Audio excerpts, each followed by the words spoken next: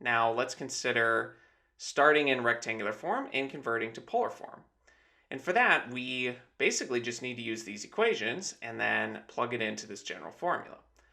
Since, again, we know that the magnitude, the absolute value of z, is just the real part squared plus the imaginary part squared, and we'll take a square root of that.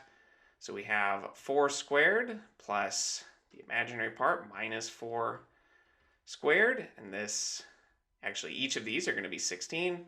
So we get 16 plus 16, which is 32. Or we could rewrite this as twice 16, since we can actually take a square root of 16. And this will simplify to 4 multiplied by the square root of 2.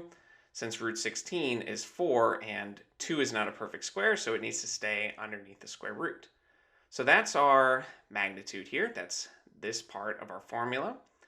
But to get the angle, we use this formula here.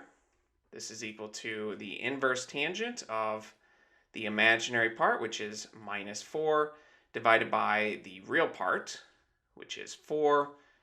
So we get the inverse tangent of minus 1. And when we evaluate this with our calculator, we will get minus 45 degrees. But we need an angle between 0 and 360. So this angle would be right here, essentially, in our complex plane. But if we add 360 to that, then we would still have the same angle, just with a different expression, meaning that our angle is 315 degrees.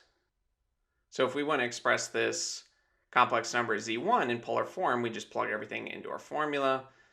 Our magnitude is 4 root 2, and then we multiply by the cosine of the angle, which is 315, plus I times the sine of 315. And the way to check this is just to re-multiply everything out and use your calculator to simplify. And once you do so, you should get back 4 minus 4i.